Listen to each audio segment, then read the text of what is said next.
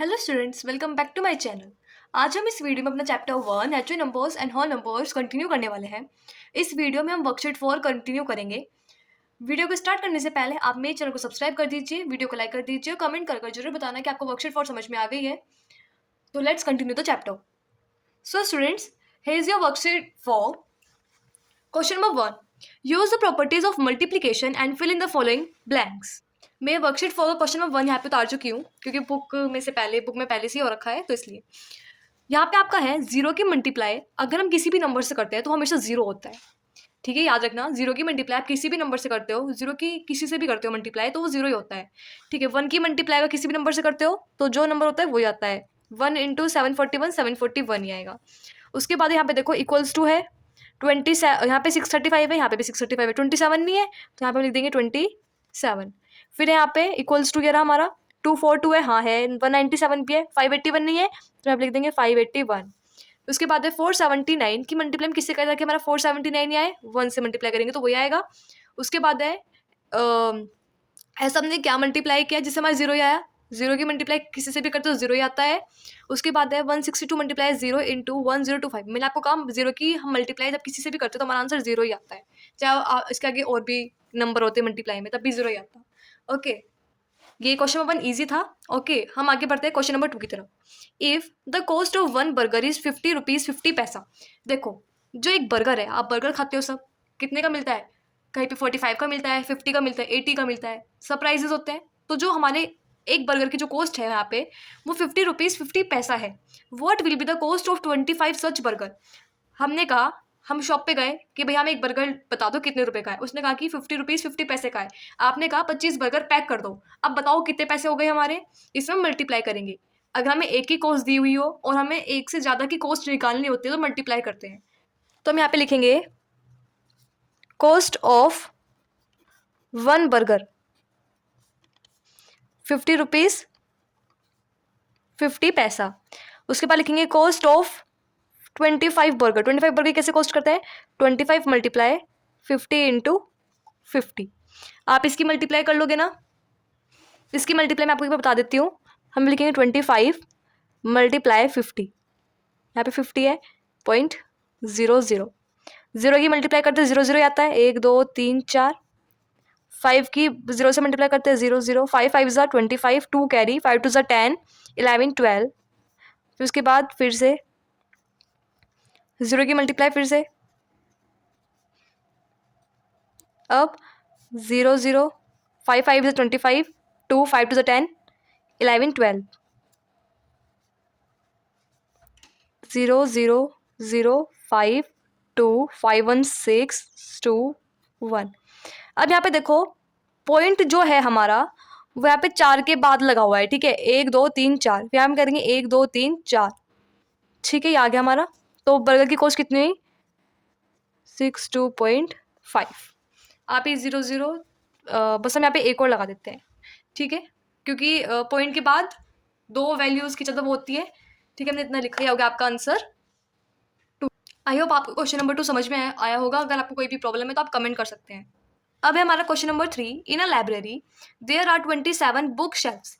Library के अंदर 27 book shelves है, मतलब कि बुक्स को रखने की, जो आपने देखा होगा लाइब्रेरी के अंदर जो वो बने होते हैं ना, शेल्फ से बने होते हैं, वे डोर सी खड़ी हुई होती हैं जिसके अंदर बुक्स रखते हैं। तो उस लाइब्रेरी के अंदर 27 ऐसी बनी हुई है बुक्स रखने की। ठीक है, if there are 479 books on each book shelf, मतलब कि एक जो बुक सेल्फ है आपका उसके अंदर अगर आपकी 479 बुक्स आ रही हैं, find the total number of books in the library. तो बताओ पूरी लाइब्रेरी के अंदर कितनी बुक्स होंगी। देखो, ये आपकी लाइब्रेरी है, उस लाइब्रेरी में 27 बुक शेल्फ लगे हुए हैं, खड़ी हुई हैं आपकी, जहाँ पे हम किताबें रखते हैं वो बुक शेल्फ 27 है। ओके, अगर एक बुक शेल्फ के अंदर 479 बुक्स हैं आपकी, तो बताओ उन 27 बुक शेल्फ के अंदर कितनी बुक्स होंगी, हमें ये बताना है। ओके, इसके अंदर भी हम क्या करेंगे? मल्टीप्लाई करेंगे। मैंने आपको कहा अगर आपको एक की कीमत बता रखी होती है, मतलब कि एक बुक सेल्फ के अंदर कितनी बुक्स हैं? 479 बुक्स हैं। अब आपको 27 बुक सेल्फ में कहा कि बताओ आप कितनी होंगी, तो आप मल्टीप्लाई कर दोगे 27 को 479 से। तो आप यहाँ पे लिखोगे number of books in one book shelf कितनी है, 479 है। कितनी बुक्स है एक बुक सेल्फ के अंदर, 479 है। फिर number of books in 27 book shelf. अब बताओ 27 बुक सेल्फ है, उनके अंदर कितनी बुक्स होंगी, तो 479 की मल्टीप्लाई हम कर देंगे 27 से, तो हमारा आंसर आ जाएगा यहाँ पे। ठीक है, मल्टीप्लाई तो आप सबको करना आता होगा, मल्टीप्लाई तो बहुत ईजी है। If you have any problem in multiplication then you can comment. तो कितनी बुक्स होंगी, 12,933 बुक्स होंगी उसके अंदर। ओके, अब हम करते हैं क्वेश्चन नंबर 4 की तरफ। A store has 432 dresses for girls. देखो एक स्टोर जहाँ पे कपड़े मिलते हैं, वहाँ पे 432 ड्रेसेस है गर्ल्स के लिए। If the cost of each dress is 583.50 पैसा, find the cost of all dresses. देखो एक स्टोर है, उसके अंदर बहुत सारे कपड़े होते हैं स्टोर के अंदर। तो स्टोर मतलब कि एक आपकी शॉप है, जैसे हमारे वो विशाल मेगा मार्ट होता है, ऐसे स्टोर है कोई, जहाँ पे गर्ल्स की कितनी ड्रेसेस है, 432 ड्रेसेस है वहाँ पे गर्ल्स की। और हर एक ड्रेस की जो कॉस्ट है, और एक जो ड्रेस की कॉस्ट है वो 583 रुपीज़ 50 पैसा है।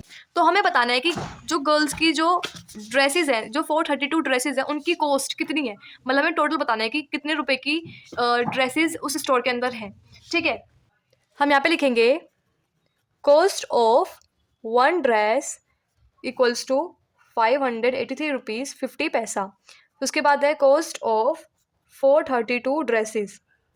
तो हमें बताना है कि 432 ड्रेसेस स्टोर के अंदर, तो 432 को हम मल्टीप्लाई कर देंगे 483 रुपीज़ 50 पैसा से।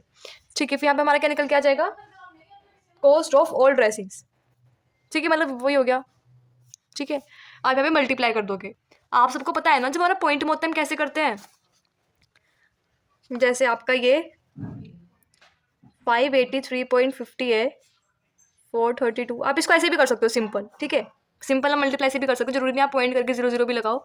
ठीक है, मल्टीप्लाई करते हैं हम इसको, 0 5 2 10 कैरी 1। आपको जब आप मल्टीप्लाई करते हो ना बच्चों, तब आपको मल्टीप्लाई में आपको पॉइंट को ध्यान में नहीं रखना, मतलब आप भूल जाओ पॉइंट को। हमें जब हम ऐड कर रहे होते हैं, जब हम सब्ट्रैक्ट कर रहे होते हैं ना, तब हमें पॉइंट को ध्यान रखना पड़ता है।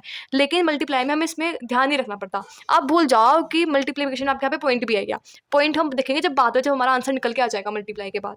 ठीक है, हमने यहाँ पे लिखा 0 5 2 10 3 2 6 carry 1 7 8 1 2 16 5 2 10 11 multiply 0 5 3 15 carry 1 3 3 9 10 carry 1 3 4 3 8 24 25 2 carry 3 5 15 16 17।